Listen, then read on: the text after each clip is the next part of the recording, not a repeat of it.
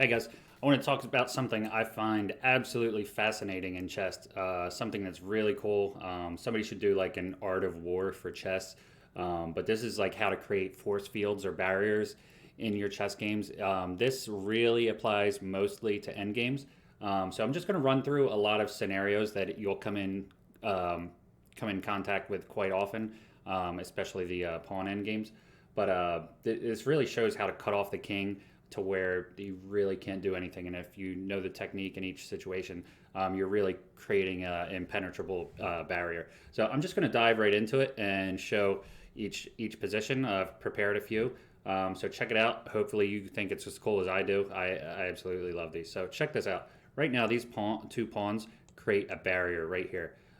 So if this king steps in here going after the pawn, you can just go in and kind of support this pawn to run.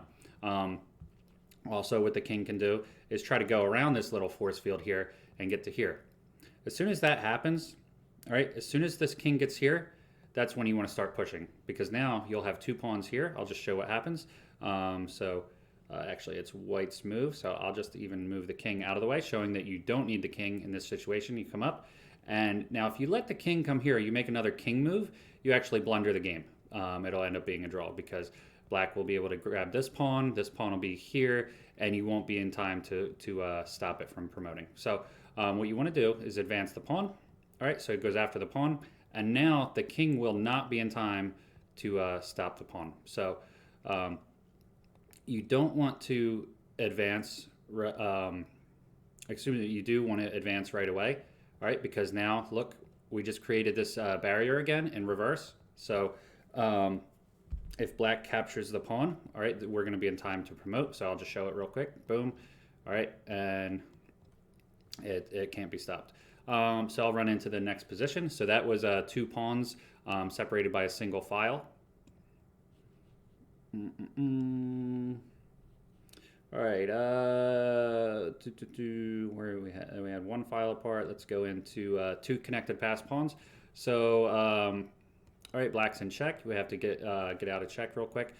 So these are connected pawns. This is very similar to the previous position, just showing that this king can never do anything about the structure. You could bring your king back and forth endlessly, and you never really need to get into the game because if black makes the mistake of capturing here, the game's over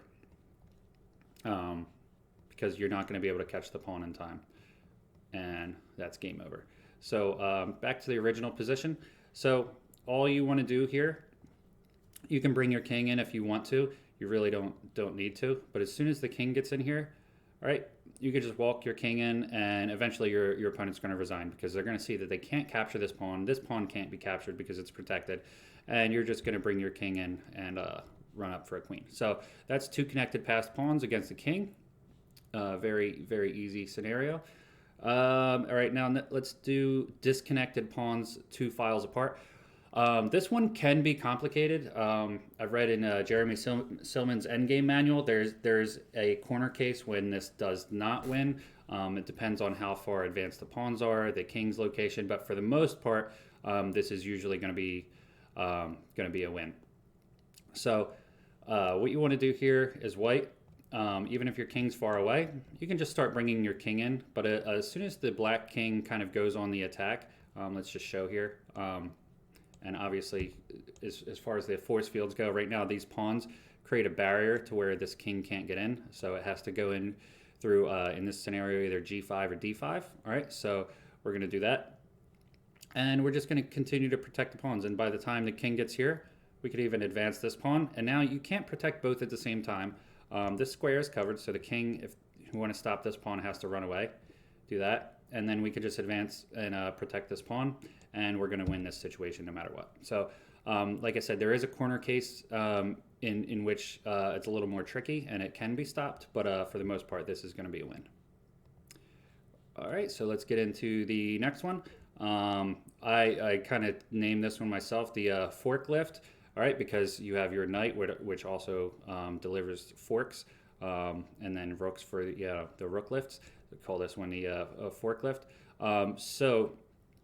Right now, black's in check. We're just going to get out of check and just show the original position here. So notice this knight. All right, here's the little pitchfork kind of going on. All right, notice these squares are covered. The rook covers all of these squares. What you want to watch out for is this is a stalemate position. Notice if black didn't have this pawn right here, this would be a stalemate. But this is also a mating threat to know that you can create this little box around the king using the knight and rook. Knights and rooks can be very deadly. As far as checkmates go, you got a knight's corner mate or an Arabian mate. And in this situation, right here where the king moved into this deadly square, the bishop takes away this final square. So this, the purpose of this one wasn't for me to show you a checkmating pattern, but just to show you can kind of hold. Think about when you're eating, like let's say you're cutting up a steak with a fork and knife. Use your knight. Your knight is the fork placed into the meat, and your rook, is the knife cutting off that rank right here. So it's, you're cutting that king up, and then you just got to deliver mate, or walk your king in and start forcing the pattern to deliver a checkmate. So that's a cool one to know. Next we have bishop and knight shield wall. All right, so this one's really, really cool. If you want to know how to do the checkmate, there's plenty of videos out there. Maybe I'll do one sometime on a bishop and knight checkmate. It is very complicated. I don't know if you would say it's worth learning or not. It's more of a, if anything, maybe a parlor trick, because if you play 10,000 games in your life, you might get this once, maybe twice, like have this scenario where you're a bishop and knight versus a king. But if you want to learn it, it is cool to know. It's more of a fun kind of thing, but just because it's so rare. But in this situation, we're just going to bring the bishop here. And notice what this does. I'm going to highlight every square the bishop controls. All right, so we got this giant X. Come on, I cleared the squares. All right, we got this giant X going on everywhere, and we're protecting the knight. We'll just highlight that. And now look at what the knight covers. I'll do this one in a different color. I don't like that one. Let's go with this. All right, so notice what's going on here. This king is stuck on this side of the board. The only way to get into this side of the board, the same side as the king, is to go through this square, and that's going to take at least 1, 2, 3, 4 moves, or through over here from the A2 to B1 diagonal. So this is really cool. And this is the start of a bishop and knight checkmate, but like it's just so cool that that whole barrier right here is just absolutely insane, that you can't control it. And that's really what ends up happening in this mating pattern is you're just kind of repeating it over and over, and you're closing the box until you finally deliver the mate in the corner.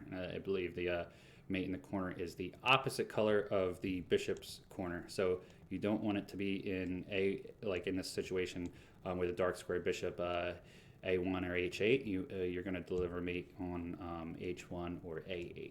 All right, so that one's a really cool one to know about. Not even if you're not doing a bishop and knight checkmate, it's cool to know that barrier you can set up if you have other pieces to bring in, or if you want to cut the king off to advance your passed pawn, something like that.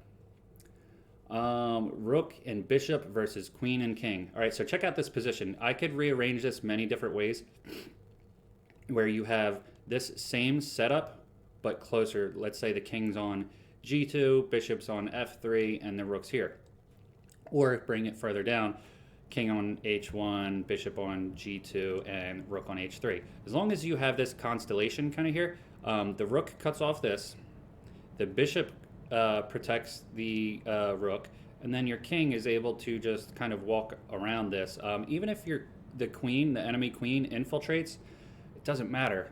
This is kind of a drawn position. I mean, the engine gives this a 0.5 advantage or half a pawn advantage, but really it should be a drawn position, because the reason being the king can't really get into the position. You can't sacrifice the queen and then recapture with the king, because the bishop's just going to capture. So this is going to be a complete draw. So it's a really cool position to know about, because you're cutting off the king from working with the queen. So typically, if you have in this situation, black just has a queen, because this king's not getting involved. So this is a really cool one to know about. And like I said, as long as you have this constellation, you can put it almost anywhere on this diagonal, and it'll do the same thing. Yeah, I'm wondering, even you could probably even get it even closer. As long as the king is outside of your little force field here, you'll be in good shape. All right, and the last one I have prepared is just a knight versus a passed pawn. So this one is a different type of force field. This is one that you're going to do to save a game.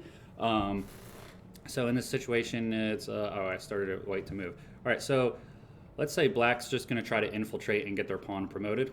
All right, so let's play it out. All right, so we're just going to do this. All right, now the black king can't come in. So, all right, we'll dance down here. Obviously, you can't advance the pawn to promote because the knight will just capture. King still can't come here.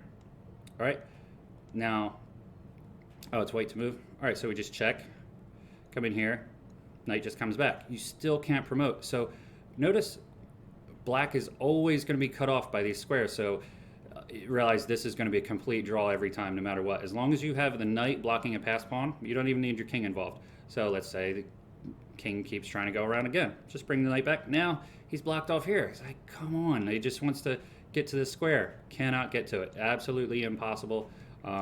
You're just going to keep dancing around. All right, now in this situation, you're not going to move your knight. Just make a waiting move. All right, now the king's going to move back.